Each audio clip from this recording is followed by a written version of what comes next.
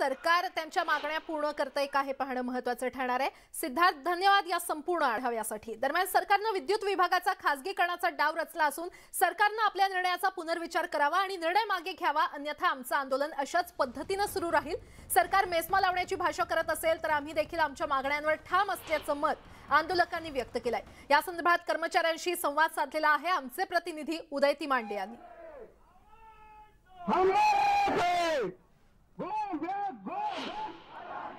काल रात्रीपासून हा संप सुरू झाल्यामुळे जे आहे आता वीज निर्मिती कुठेतरी खंडित होईल। मी ज्या पद्धतीने कर्मचाऱ्यांशी बातचीत केली, पुढचा 7 ते 8 तास चालेल एवढाच कोळसा जो आहे तो या पॉवर प्लांटमध्ये उपलब्ध आहे, त्यामुळे त्यानंतर जे आहे त्याचे परिणाम होईल। मात्र या कर्मचाऱ्यांच्या आंदोलनाच्या पार्श्वभूमीवर मोठा पोलीस बंदोबस्त जो आहे तो आता कोराडी पॉवर प्लांटच्या बाजूला तैनात करण्यात आलेला आहे। पोलीस देखील आता इथे दाखल झालेला आहे। मात्र कर्मचारी जे आहेत ते आपल्या मागण्यांवर ठाम आहे। आपल्यासोबत कर्मचारी आहेत, त्यांच्याशी देखील संवाद साधूया।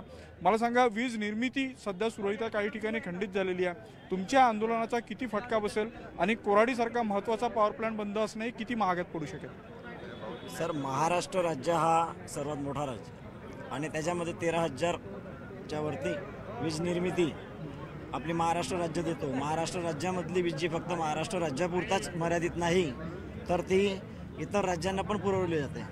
आणि आज ह्या सर्व संघटना, सर्व कर्मचारी, अभियंते, अधिकारी या ठिकाणी बाहेर संपात असल्यामुळे नक्कीच याचा परिणाम महाराष्ट्रासोबतच इतर राज्यामध्ये सुद्धा होणार। मला सांगा, खाजगीकरणाला इतका विरोध का आहे तुमचा? खाजगीकरण जवळपास आता सगळ्याच क्षेत्रात होत आहे, तुमचा काय इतका विरोध? ॲक्च्युली सर असं आहे की आपण आज शेतकऱ्यांना ज्या सबसिड्या देऊ शकतो या वीज बिलामध्ये किंवा ग्राहकांना जे काही सोयी देऊ शकतो, हे जर खाजगी भांडवलदारांच्या हाती जर गेलं तर ह्या सगळ्या सुखसोयी ज्या आपण आज ग्राहकांना देतो ह्या पूर्णपणे बंद होऊन जातील। त्यामुळे आम्हीच नाही तर महाराष्ट्रातील आम जनता सुद्धा यामुळे अडचणीत येईल। मला सांगा, मेस्मा लावण्याची तयारी सरकार करताय, तुमची उपमुख्यमंत्र्यांसोबत बैठक आहे, ती जर फिसकटली तर मेस्मा सुद्धा तुमच्यावर लागू होऊ शकतो, त्यामुळे कर्मचाऱ्यांच्या नोकऱ्या धोक्यात येतील, तरी तुम्ही आंदोलनाला ठाम असाल का? बघा, सर्व संघटनांनी टोटल 1 महिना अगोदर नोटीस दिल्या होत्या संपाच्या, परंतु यांनी कुठलीही चर्चेसाठी अगोदर बोलावलेलं नाही। संपाच्या दुसऱ्या दिवशी यांनी चर्चेसाठी बोलावलं, माननीय उपमुख्यमंत्री यांच्यासोबत चर्चा सह्याद्री बंगल्यावरती। त्यानंतर यांनी पहिल्याच दिवशी मेस्माची नोटीस काढली। हे अतिशय दुःखद अशी घटना आहे, हे नोटीस आहे।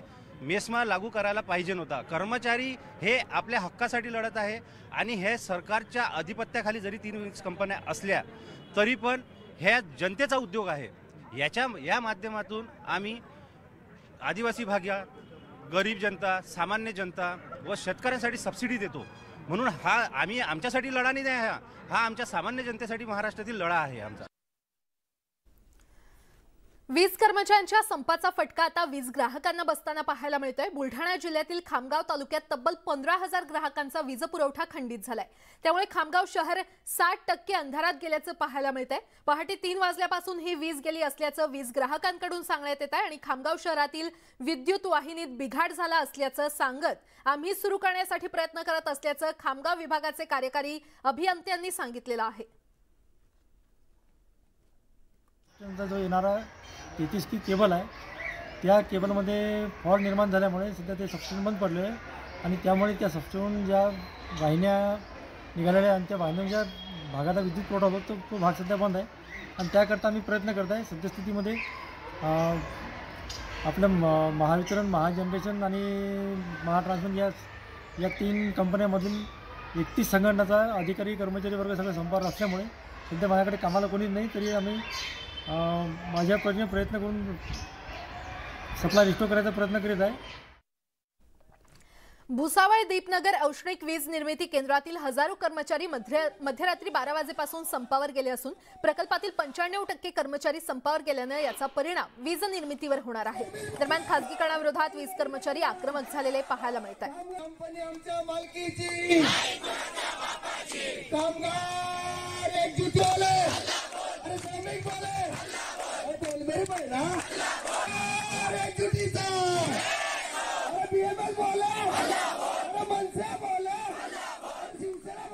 तिकडे बारामतीमध्ये देखील महावितरण कंपनीच्या खासगीकरणाविरोधात आंदोलन